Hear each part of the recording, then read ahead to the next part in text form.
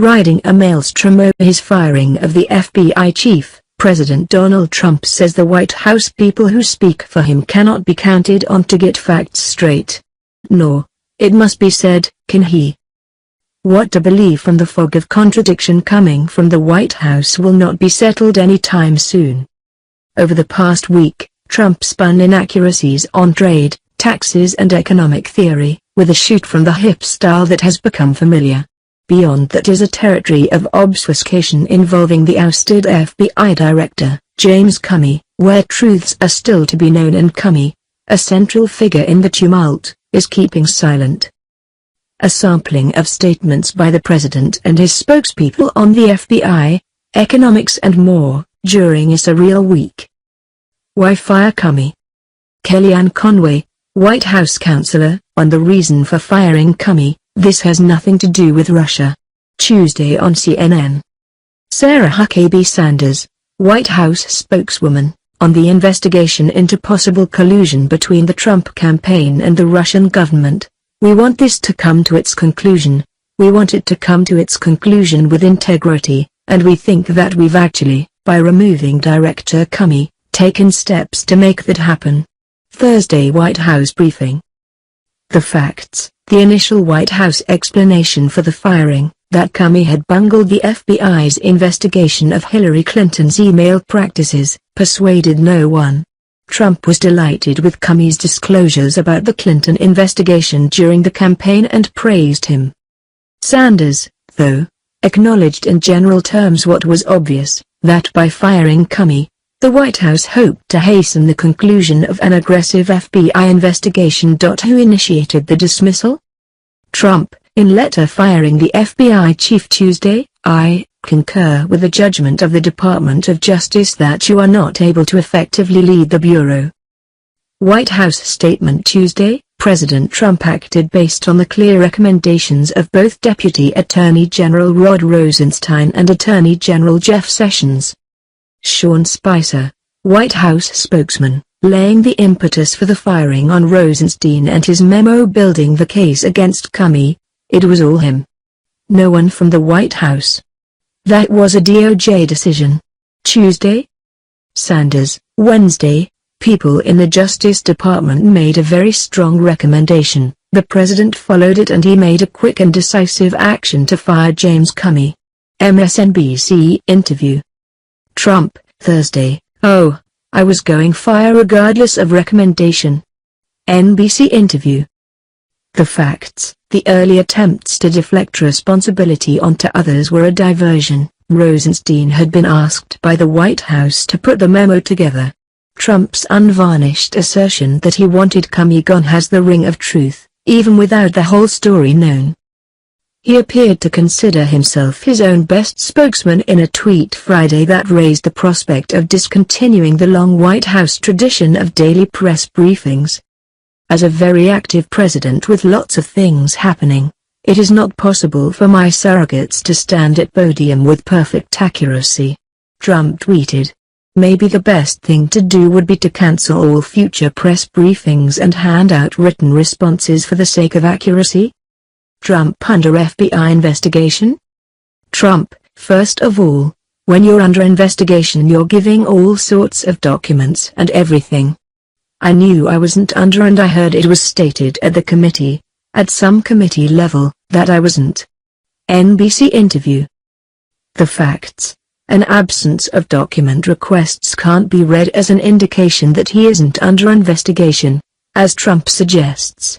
Investigations begin with interviews and document searches that are steps removed from the subject of the probe. Direct contact with the subject wouldn't become known to that person until late in the process. Trump's letter to Comey: "I greatly appreciate you informing me, on 3 separate occasions, that I am not under investigation." In an NBC interview Thursday the president elaborated, saying Comey had told him this at a dinner and in 2 separate phone calls. "I said, if it's possible would you let me know, am I under investigation?" He said, "You are not under investigation." The facts: Comey hasn't responded publicly to Trump's claims. But even if he did make such assurances, Those answers months or weeks ago would be ephemeral because the investigation into Russia's meddling in U.S. presidential election continues and hasn't reached conclusions. That's why investigators make it a practice not to circumscribe a probe in that fashion. It would also breach protocol for an FBI chief and president to discuss an investigation bearing on the president.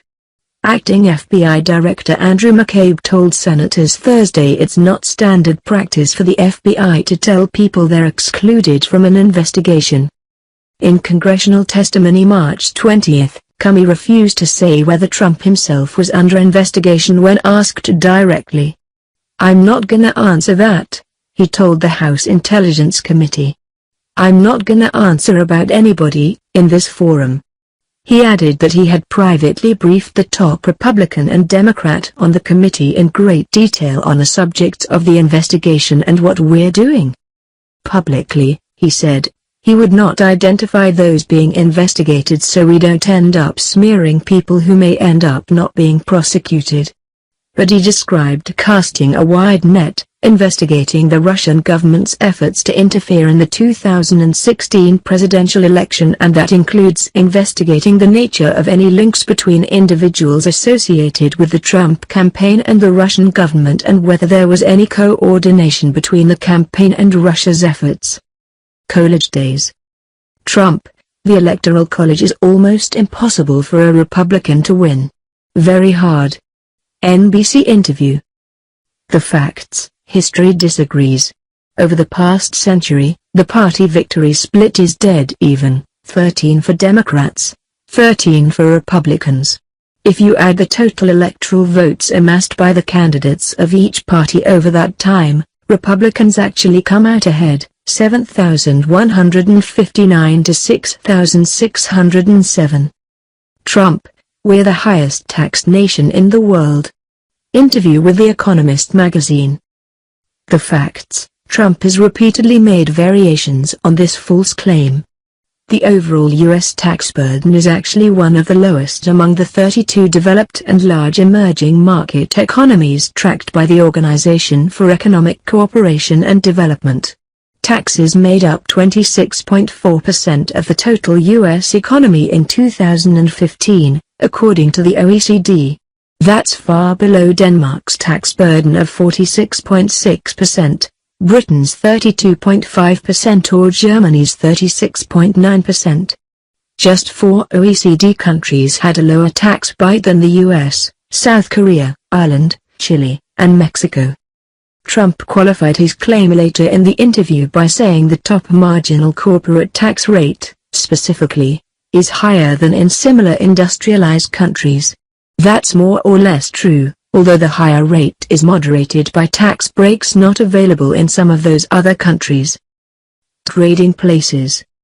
Trump, right now the United States has about a $15 billion trade deficit with Canada.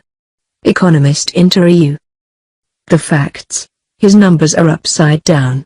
The United States actually ran an $8.1 billion trade surplus with Canada last year, according to the latest numbers available from the Census Bureau. A $24.6 billion U.S. surplus with Canada in the trade of services, including tourism and software, outweighed a $16.5 billion deficit in the trade of goods, including autos and oil. Trump, who regularly decries the loss of American manufacturing jobs, tends to emphasize trade in goods and ignore trade in services. His comment about Canada came as his administration seeks a renegotiation of the North American Free Trade Agreement with Canada and Mexico. The U.S. last year ran a deficit of $750 billion in goods with the rest of the world but recorded a $249 billion surplus in services. Trump, you understand the expression prime the pump. I came up with it a couple of days ago and I thought it was good. It's what you have to do. We have to prime the pump. Economist interview. The facts. He didn't coin that phrase. It's a well-worn metaphor for generating faster growth, first made popular as an economic analogy more than 80 years ago during the Great Depression. The Merriam-Webster dictionary people quickly tweeted that the phrase priming the pump has been around since the early 1800s. Literally, it's about pouring water into a pump to allow it to create suction. The phrase was commonly used by mining publications during the 1920s, but it took on new significance after the economy cratered during the Depression.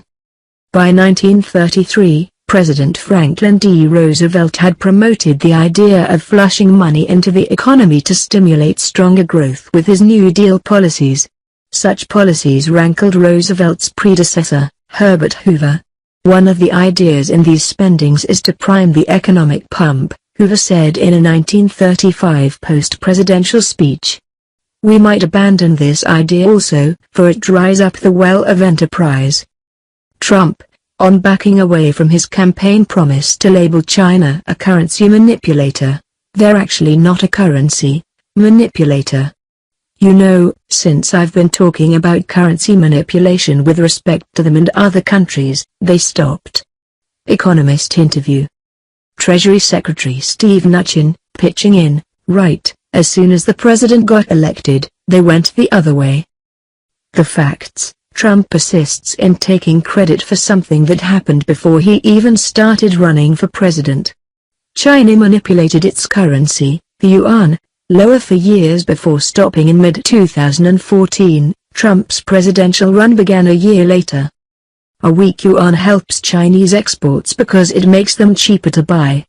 It disadvantages goods from the US and other countries because they are more expensive to get in China. Until 2005, China pegged the yuan to the dollar at a specific level. When it loosened the peg, the yuan began to rise steadily against the dollar. Worried that a strong currency would hurt their exporters, Chinese officials bought dollars to prevent the yuan from rising even faster. The value of the yuan peaked in early 2014, as the Chinese economy slowed after years of torrid growth. The yuan then began to fall relative to the dollar, but not because Chinese officials were once again intervening to push it down. China was actually doing the opposite, selling dollars and buying yuan to prevent its currency from going into a free fall.